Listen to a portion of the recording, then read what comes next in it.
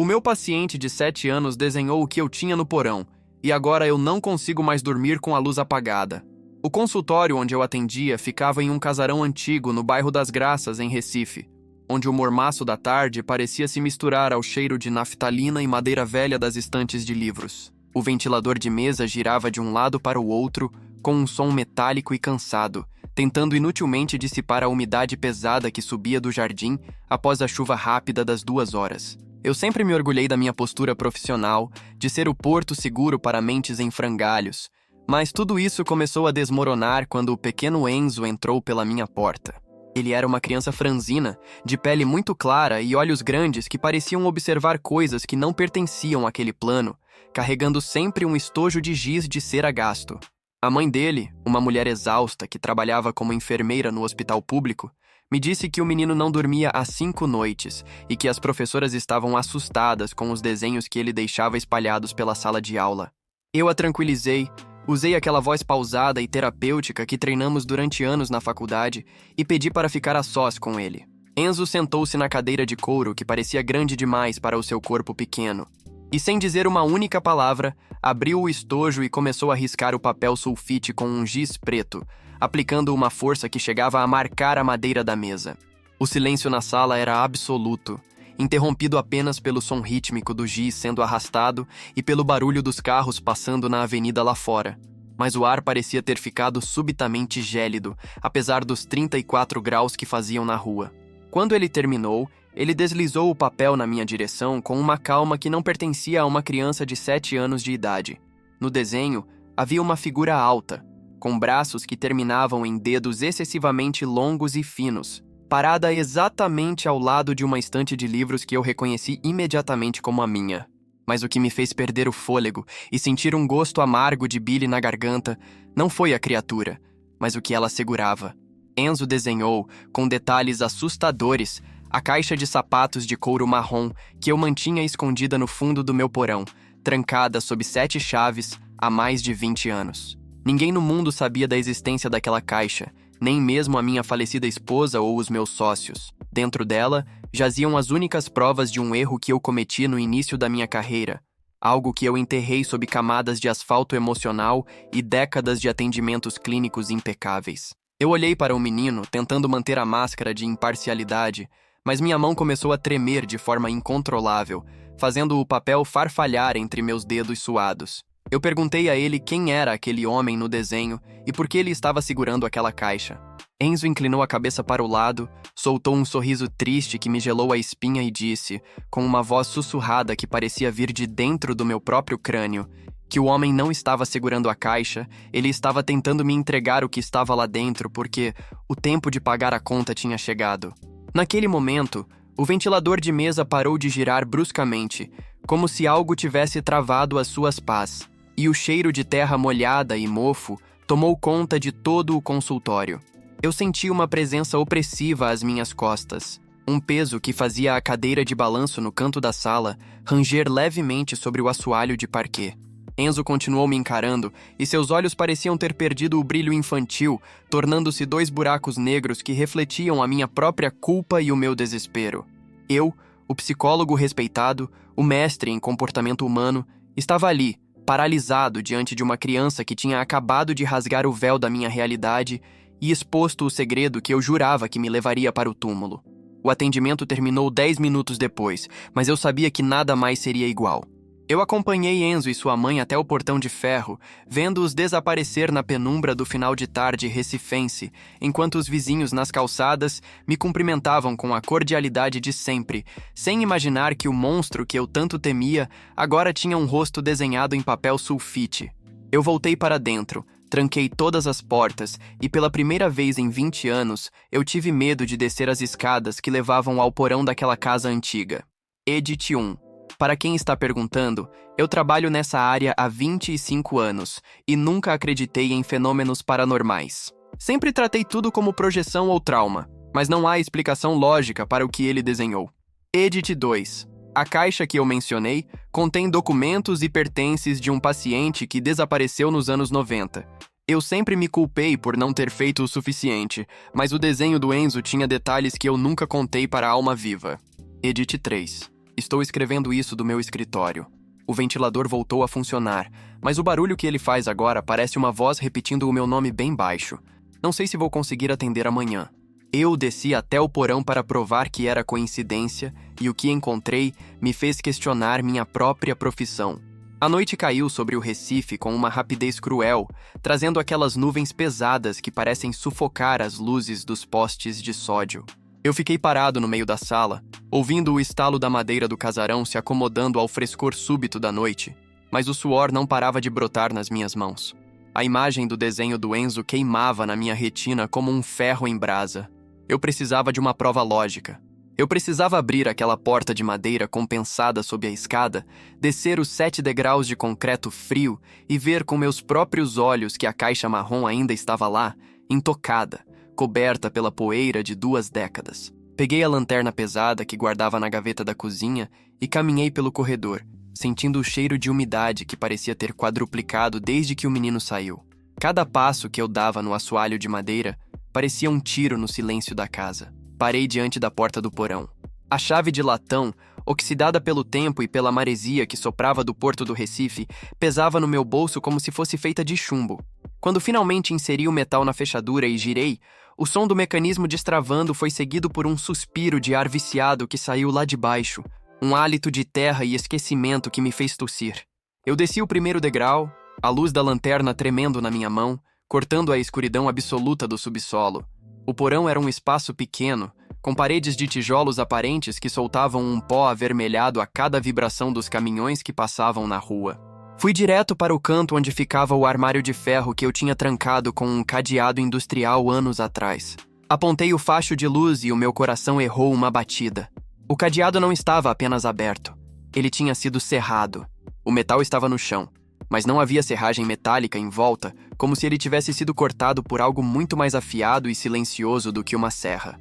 Com o peito doendo de tanta ansiedade, puxei a porta do armário que rangeu como um lamento fúnebre. A prateleira de cima, onde a caixa deveria estar escondida atrás de pilhas de prontuários antigos, estava vazia. O pânico subiu pela minha garganta, uma sensação física de sufocamento que me fez recuar até bater as costas na parede fria. Eu tateei o escuro, a lanterna iluminando o chão em arcos frenéticos, até que o feixe de luz parou no centro exato do porão. Lá estava ela. A caixa de couro marrom não estava mais escondida. Ela estava aberta, em cima de um banquinho de madeira que eu nem lembrava que existia ali, e ao redor dela, no chão de terra batida, havia desenhos. Dezenas de desenhos feitos com giz de cera preto, idênticos ao que o Enzo tinha feito no meu consultório, mas com uma diferença aterradora. Nestes, a figura de dedos longos não estava mais parada. Ela estava caminhando por dentro da planta da minha casa, degrau por degrau, aproximando-se do meu quarto. Eu me aproximei da caixa com as pernas bambas, sentindo o frio do concreto subir pelos meus pés descalços. Dentro dela, o conteúdo que eu escondia estava revirado. O relógio de pulso quebrado, a foto amarelada de um rapaz de 18 anos chamado Matheus, o paciente que eu falhei em proteger e a carta de despedida que eu nunca entreguei à polícia. Tudo estava ali, mas molhado. Não era água de chuva. O papel da carta estava impregnado com um líquido viscoso e salgado, com o cheiro inconfundível do mar. Foi então que eu ouvi um som arrastado vindo de cima, bem no teto do porão, que era o chão da minha sala de estar. Arrasta para. Arrasta para. Como se alguém estivesse puxando um corpo ou um saco de areia pesado pelo assoalho. Eu apaguei a lanterna instintivamente, o meu treinamento de anos de análise sendo substituído pelo instinto mais primitivo de sobrevivência. Na escuridão total do porão, eu percebi que não estava sozinho. O ar ao meu redor ficou tão denso que eu sentia dificuldade de puxar o oxigênio para os pulmões, e um sussurro começou a se formar nos cantos das paredes, uma cacofonia de vozes que pareciam repetir o diagnóstico que eu dei ao Matheus 20 anos atrás. Isso é apenas coisa da sua cabeça. A ironia daquelas palavras agora soava como uma maldição. Eu, que passei a vida convencendo pessoas de que seus medos eram apenas construções químicas do cérebro, estava sendo caçado por uma verdade que não cabia em nenhum manual de psiquiatria. Subi os degraus correndo, tropeçando na minha própria pressa, e bati a porta do porão atrás de mim, trancando-a com as mãos trêmulas. Voltei para a sala, mas a sensação de que a casa tinha sido invadida não passava. Olhei para a estante de livros e vi que um dos volumes, o Código de Ética Profissional, estava caído no chão, aberto exatamente na página que falava sobre o dever de denunciar crimes. O suor escorria pelo meu rosto e eu me sentei no sofá de Corino, tentando convencer a mim mesmo de que o Enzo era apenas um prodígio da observação que talvez tivesse entrado na minha casa sem eu ver. Mas como ele saberia da caixa? Como ele saberia do líquido salgado?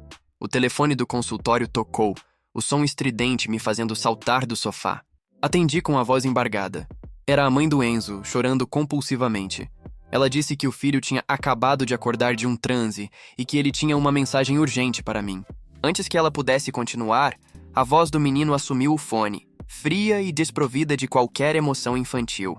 Doutor, o homem disse que o porão é pequeno demais para o que você fez. Ele está indo buscar o resto no andar de cima. A ligação caiu. Eu olhei para o corredor escuro da minha casa e vi, sob o brilho fraco da luz da rua que entrava pelas frestas, uma pegada úmida e escura se formando no tapete, bem na porta do meu quarto. O mormaço de Recife nunca pareceu tão gélido. Edite 1. Eu já verifiquei todas as janelas. Estão todas trancadas por dentro.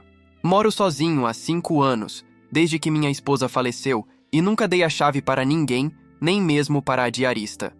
Edite 2. Mateus era um jovem brilhante que sofria de esquizofrenia paranoide, ou pelo menos foi o que eu escrevi no laudo. Ele dizia que algo o perseguia desde o mar de Olinda. Ele desapareceu 1 semana depois de eu ignorar o seu último pedido de ajuda. Edite 3. Estou no meu quarto agora, com a porta trancada e uma poltrona escorando a maçaneta. O cheiro de água do mar está ficando cada vez mais forte, vindo do sistema de ventilação. A segunda sessão com Enzo revelou que o passado não foi enterrado, e o que ele falou com a voz do morto me destruiu. A quarta-feira amanheceu com um céu de chumbo sobre o Recife, uma manhã onde o sol parecia lutar contra uma névoa salina que subia do mar e invadia até os bairros mais distantes da orla. Eu não dormi. Passei a noite sentado na poltrona do meu quarto, com os olhos fixos na fresta da porta, segurando um abridor de cartas de metal como se fosse uma arma de guerra. Às 9 da manhã, eu estava de volta ao consultório, mas o ambiente que antes era meu refúgio, agora parecia uma cela de interrogatório. O cheiro de maresia não tinha ido embora. Ele estava impregnado nas cortinas, no estofado, na minha própria pele. Quando a campainha tocou, o som vibrou na base do meu crânio. Era o Enzo. A mãe dele parecia ainda mais pálida, com olheiras profundas, e me entregou o menino como se estivesse entregando um fardo pesado demais para carregar sozinha. Ela nem entrou, disse que precisava trabalhar e que voltaria em 1 hora. Enzo entrou na sala com passos lentos, mas não foi para a cadeira grande.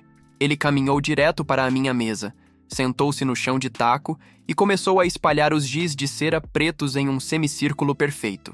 Eu me sentei diante dele, sentindo o suor frio escorrer pelas minhas costelas sob a camisa de linho engomada. Tentei manter o tom profissional, mas minha voz saiu rouca, quase um sussurro quebrado.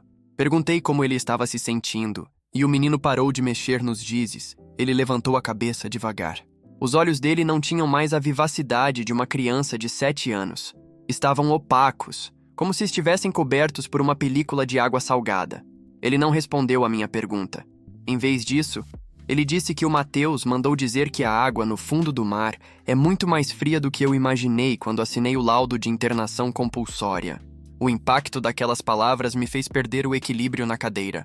Eu nunca, em momento algum, mencionei o nome de Mateus para o Enzo ou para a mãe dele. O prontuário daquele caso estava trancado na minha casa, no porão que agora parecia ser o epicentro de uma maldição. Eu tentei argumentar, tentei dizer a mim mesmo que era um caso de percepção extrasensorial ou uma coincidência estatística absurda, mas o Enzo começou a falar novamente, e desta vez a voz dele mudou. Não era mais a voz fina de uma criança. Era uma voz gutural, carregada de um sotaque antigo de Olinda, arrastada como o som das ondas batendo nos arrecifes. Ele começou a descrever a última noite em que viu Mateus vivo. Ele descreveu o barulho do ventilador da clínica, o cheiro de desinfetante barato do corredor e, principalmente, o olhar de indiferença que eu dei a ele enquanto ele implorava para não ser levado para a ala de isolamento. Enzo, ou o que quer que estivesse falando através dele, detalhou a carta que eu encontrei na caixa do porão, linha por linha, palavra por palavra. Ele citou o trecho onde o Mateus dizia que os dedos longos do mar já estavam tocando os pés dele. E como eu ri disso, anotando no prontuário que se tratava de uma metáfora clássica de psicose hídrica. Enquanto a voz saía da boca do menino, as luzes do consultório começaram a oscilar freneticamente. O ventilador de teto, que estava desligado, começou a girar sozinho, aumentando a velocidade até que o som das pás cortando o ar parecesse um chicote. Eu caí de joelhos no chão, as mãos sobre as orelhas, gritando para que aquilo parasse. Eu era um homem da ciência, um estudioso da mente. E ali estava eu, sendo reduzido a nada por um espectro do meu próprio fracasso ético. Enzo se levantou, caminhou até mim e colocou a mão pequena no meu ombro. O toque dele era gelado, tão frio que eu senti como se estivesse encostando em um pedaço de gelo seco. Ele me olhou nos olhos e disse que a caixa que eu vi aberta no porão era apenas o começo do inventário das minhas perdas. Ele disse que o homem de dedos longos não queria apenas os documentos. Ele queria o reconhecimento da culpa que eu nunca tive coragem de assumir. A sessão não durou 1 hora. Pareceu durar uma eternidade. Quando a mãe dele voltou, o consultório estava em silêncio absoluto, e o Enzo estava sentado calmamente desenhando um sol amarelo em um papel novo, como se nada tivesse acontecido. Eu não conseguia falar. Eu apenas acenei com a cabeça enquanto eles saíam, sentindo que a minha dignidade e a minha razão tinham ficado espalhadas pelo chão, junto com o pó de giz preto. Quando fiquei sozinho, notei algo que me fez querer correr para fora daquela casa e nunca mais voltar. No tampo da minha mesa de carvalho, onde o Enzo estava apoiado, não havia marcas de giz. Havia marcas de dedos, dedos longos, finos, que tinham sido queimados na madeira, como se o próprio calor da alma de alguém tivesse sido pressionado ali. O cheiro de maresia agora era insuportável, misturado ao cheiro de peixe morto e podridão. Eu entendi naquele momento que o Mateus não estava apenas mandando mensagens através de uma criança. Ele estava usando o Enzo para abrir uma porta que eu levei 20 anos para fechar, e agora que o trinco estava quebrado, não havia análise ou medicamento no mundo que pudesse manter o que estava lá fora do lado de fora. Eu peguei o meu paletó e saí, deixando a porta do consultório escancarada, sem me importar com os objetos de valor ou com o que os vizinhos pensariam. Eu precisava ir até o mar. Eu precisava ver onde o Mateus tinha se perdido, porque eu sabia que a quarta parte dessa história não aconteceria no meu sofá de couro, mas sob o céu cinzento das praias de Olinda, onde tudo começou e onde, ao que tudo indicava, tudo iria terminar. A minha vida profissional acabou ali, entre os gritos de uma criança e o cheiro de um passado que se recusava a virar estatística. Edit 1. Para quem perguntou sobre a voz, não era uma ventrílocos ou truque. Eu vi a garganta do menino se contraindo de uma forma que não é anatomicamente possível para uma criança daquela idade. Foi real e foi horrível. Edit 2. Mateus se jogou dos arrecifes em uma noite de lua cheia, em 1998. O corpo nunca foi encontrado pela guarda costeira. Eu fui o último a falar com ele e o último a ignorar o seu medo. Edit 3. Estou dirigindo agora em direção ao litoral norte. O rádio do carro só pega estática, mas se eu prestar atenção, a estática soa como o barulho de alguém respirando dentro de um pulmão cheio de água. O que eu encontrei nas ruas de Olinda me fez perceber que o paciente nunca foi o louco da história. A estrada que liga o Recife a Olinda parecia se esticar como um chiclete sob o céu pesado de chumbo, enquanto a maresia batia no para-brisa do meu carro com uma força que quase cegava. Eu dirigia sentindo o volante vibrar, não apenas pela irregularidade do asfalto, mas pelo tremor que vinha do centro do meu peito. Eu cheguei à Cidade Alta quando os sinos das igrejas coloniais batiam às 6 da tarde, um som lúgubre que parecia anunciar um velório coletivo. Estacionei de qualquer jeito perto do Alto da Sé e desci, sentindo o vento úmido e quente colar a camisa de linho ao meu corpo. As ladeiras de pedras irregulares estavam desertas, o que era estranho até para um final de tarde de quarta-feira. O silêncio era interrompido apenas pelo som rítmico das ondas quebrando lá embaixo, nos arrecifes, e pelo grito distante de algum pássaro marinho. Eu comecei a caminhar sem rumo, ou pelo menos era o que eu tentava dizer à minha mente lógica, mas meus pés sabiam exatamente para onde estavam indo. Eu estava sendo guiado pelo mesmo rastro de umidade que encontrei no meu tapete. A cada esquina que eu dobrava, a sensação de estar sendo observado aumentava. As sombras dos casarões coloridos pareciam se alongar além do normal, projetando dedos finos e escuros que tentavam tocar meus calcanhares. Eu olhei para trás e, por um breve segundo, vi um vulto alto parado sob a luz fraca de um poste de ferro. Ele não tinha rosto, apenas uma massa de escuridão que parecia absorver a pouca luminosidade que restava no dia. O pânico, aquele que eu passei décadas ensinando meus pacientes a controlar, me atingiu com a força de uma maré cheia. Eu comecei a correr. O som dos meus sapatos batendo nas pedras de Olinda ecoava como tiros de canhão. Eu descia a ladeira em direção ao mar, e a cada passo, o cheiro de podridão e sal ficava mais intenso. Eu não estava mais em 1998, mas a dor daquele ano estava viva em cada fibra do meu ser. Eu cheguei à beira do precipício de corais, onde o Mateus foi visto pela última vez. O mar estava revoltado, uma massa cinzenta e furiosa que cuspia espuma branca contra as pedras negras. Foi ali que eu o vi. Não era o Mateus, mas a representação física do meu pecado. A figura de dedos longos estava lá, parada na beira do abismo, segurando a mesma caixa marrom que eu tinha deixado no meu porão. Ela se virou para mim, e embora não tivesse olhos, eu senti o peso do julgamento de um mundo inteiro sobre os meus ombros. O ar ao meu redor ficou tão frio que minha respiração formava pequenas nuvens de neblina, mesmo no calor tropical de Pernambuco. A criatura deu um passo à frente e, com um movimento lento e deliberado, começou a tirar os objetos de dentro da caixa e a jogá-los no mar. O relógio, as fotos, os prontuários. Cada item que caía na água emitia um som metálico, como se estivessem quebrando o próprio tempo. Eu gritei para que parasse, mas minha voz foi engolida pelo rugido do oceano. Foi quando eu percebi que as pegadas úmidas no chão não vinham do mar para a cidade. Elas vinham de mim.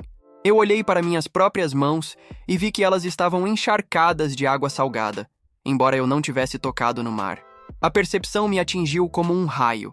O monstro de dedos longos não era uma entidade externa que perseguia o Mateus. Era a personificação da negligência, da soberba clínica, da arrogância de quem acha que pode rotular a alma humana em um pedaço de papel. O Enzo não estava sendo possuído por um morto. Ele estava servindo de espelho para o meu próprio apodrecimento interno. Eu caí de joelhos nas pedras pontiagudas, sentindo o corte na pele e o sangue se misturando ao sal. A figura se aproximou de mim, e seus dedos longos tocaram meu rosto. O toque não foi de dor, mas de uma tristeza tão profunda que eu senti meu coração parar por um instante. Ela sussurrou no meu ouvido, e a voz era a do Mateus, clara, jovem e desesperada, que o diagnóstico estava errado. Ele não era esquizofrênico. Ele era apenas alguém que conseguia ver o que as pessoas normais passam a vida inteira tentando esconder. Eu fechei os olhos, esperando que a escuridão me levasse, mas quando os abri, a figura tinha sumido. Sobrou apenas a caixa, vazia, caída na beira das pedras. A tempestade finalmente desabou, uma chuva tão forte que parecia querer lavar a história daquelas ladeiras. Eu me levantei, trôpego, e olhei para o mar. Lá embaixo, entre a espuma e o caos das ondas, eu vi o reflexo de um rosto que não era o meu. Era o rosto do homem que eu deveria ter sido se tivesse ouvido o meu coração em vez do meu diploma. Eu voltei para o carro sob o dilúvio, sentindo que a perseguição física tinha terminado, mas que a verdadeira prisão estava apenas começando. Eu não era mais o doutor que curava. Eu era o paciente que nunca teria alta. A realidade tinha colapsado, e as peças que sobraram não formavam mais o que eu chamava de vida. Eu precisava voltar para o consultório uma última vez, para o acerto de contas final que o Enzo me prometeu. O caminho de volta para o Recife parecia uma descida ao inferno, e a cada relâmpago que iluminava o painel do carro, eu via as mãos longas e escuras apertando o meu pescoço, lembrando-me de que alguns segredos são pesados demais para serem carregados sozinhos por 20 anos. Edite 1. Eu não sei como cheguei em casa. A última coisa que lembro claramente era o som dos sinos e o gosto de sal na minha boca. Minhas roupas estão destruídas pelas pedras de Olinda. Edite 2. Alguém me perguntou se eu vou procurar a polícia agora. O que eu diria? Que fui perseguido por uma sombra de dedos longos que jogou fotos antigas no mar? Eles me internariam na mesma ala de isolamento que eu mandei o Mateus. Edite 3. A casa está em silêncio absoluto. O cheiro de maresia sumiu, substituído por um vazio que dói fisicamente. Estou olhando para o telefone, esperando a ligação que eu sei que virá ao amanhecer. Título: O meu último diagnóstico foi a minha própria sentença e a verdade sobre o Enzo me fez perder o chão. A quinta-feira amanheceu com um sol pálido e doente, que mal conseguia atravessar as cortinas pesadas do meu consultório no Recife. Eu estava sentado na minha mesa, a mesma mesa onde as marcas dos dedos longos ainda permaneciam como cicatrizes na madeira de carvalho, esperando pela última visita que eu sabia ser inevitável. O casarão antigo parecia mais silencioso do que nunca, como se as próprias paredes estivessem prendendo a respiração. Eu não sentia mais medo, apenas um vazio imenso, uma exaustão que parecia ter envelhecido minha alma em 100 anos, em apenas 3 dias. Às 10 da manhã, a porta se abriu. Não houve campainha. Não houve anúncio. O Enzo entrou sozinho. Ele não trazia o estojo de giz de cera, nem a mochila. Ele caminhou com uma postura ereta, solene, e sentou-se na cadeira de couro à minha frente. Seus olhos, antes cobertos pela névoa salina, agora estavam límpidos e profundos, carregando uma sabedoria que não pertencia a uma criança de 7 anos. Eu o encarei e pela primeira vez em toda a minha carreira eu não vi um paciente. Eu vi um juiz. O silêncio entre nós durou minutos, enquanto o ventilador de mesa girava devagar, marcando o tempo como um metrônomo fúnebre. Eu perguntei a ele, com a voz que mal reconheci como minha, se o Mateus finalmente tinha encontrado a paz nas águas de Olinda. O menino deu um sorriso triste e disse que a paz nunca foi o objetivo, mas sim a justiça do reconhecimento. Foi então que o Enzo começou a falar sobre a minha vida, detalhes que nem o Mateus poderia saber. Ele falou sobre a minha infância solitária no sertão, sobre a ambição que me trouxe à capital e como eu usei a ciência como um escudo para nunca ter que sentir a dor alheia. Ele descreveu o momento exato em que eu decidi que o Mateus era apenas um caso clínico interessante para o meu mestrado, e não um ser humano pedindo socorro. Enquanto ele falava, a sala começou a se transformar. As paredes de concreto pareciam se tornar líquidas, e o cheiro de maresia voltou com uma intensidade sufocante. Eu olhei para minhas mãos e vi que elas estavam enrugadas, como se tivessem passado horas submersas. O Enzo se levantou e caminhou até a estante, pegando o prontuário do Mateus que eu tinha recuperado do mar na noite anterior, embora eu soubesse que ele deveria ter se perdido nas ondas. Ele o abriu e me mostrou que as páginas estavam em branco. Todo o meu conhecimento, todas as minhas teorias, todas as minhas notas técnicas tinham sido apagadas pela água salgada. O menino me olhou fixamente e disse que o ciclo estava completo. Ele explicou que ele não era o Enzo, e o Enzo nunca existiu da forma que eu imaginei. Ele era a manifestação da minha consciência fragmentada, o último recurso da minha mente para me forçar a ver a verdade antes que o escuro total chegasse. A mãe dele, as sessões, o medo na escola, tudo foi uma projeção necessária para que eu não pudesse ignorar o chamado do abismo mais uma vez. Eu senti um calafrio percorrer minha espinha quando percebi que eu estava sozinho naquele casarão desde o primeiro dia. O consultório estava abandonado, coberto de poeira e teias de aranha, e eu estava sentado em uma cadeira quebrada, falando com o nada. A mãe do Enzo era uma lembrança da minha própria mãe. O menino era o reflexo do paciente que eu deixei morrer e da criança empática que eu matei dentro de mim para me tornar o doutor. Eu me levantei e caminhei até o espelho da recepção, o vidro trincado e sujo refletindo a imagem de um homem devastado. Eu, Ricardo, um homem que dedicou a vida a explicar os outros, não conseguia mais explicar a si mesmo. Eu entendi que o homem de dedos longos era a minha própria mão estendida, tentando me puxar para fora da mentira que eu construí. O acerto de contas não era uma vingança sobrenatural, era o colapso de uma máscara que não tinha mais rosto por baixo. Eu saí do consultório e caminhei pelas ruas do Recife, sentindo o sol queimar minha pele, mas por dentro eu estava gelado como o fundo do mar. Eu não tinha mais licença, não tinha mais pacientes, não tinha mais casa. Eu era apenas um homem caminhando em direção ao porto, ouvindo o chamado das ondas que agora soavam como música. Eu parei no cais e olhei para o horizonte, onde o céu e o mar se fundem em um azul infinito. Eu vi o Mateus lá, parado sobre a água, acenando para mim. Não havia raiva no rosto dele, apenas a paciência de quem sabe que o tempo é uma ilusão. Eu tirei meus sapatos, deixei meu paletó no chão e senti a areia entre meus dedos. A ciência não pôde me salvar. O diploma não pôde me proteger, mas a verdade finalmente me libertou. Eu mergulhei. A água estava exatamente como o Enzo descreveu, fria, acolhedora e cheia de memórias. Enquanto eu afundava, eu vi a caixa marrom flutuando ao meu lado, aberta, deixando que todas as mentiras fossem lavadas pela correnteza. Eu finalmente entendi o diagnóstico final. A loucura não é ver o que não existe, mas fingir que o que existe não tem importância. Edite 1. Sim, meu nome é Ricardo. Fui um psicólogo respeitado por décadas, mas hoje sou apenas uma nota de rodapé em um arquivo de desaparecimento que ninguém vai ler. Edite 2. Para quem ainda duvida, o Enzo era real, na medida em que a dor é real.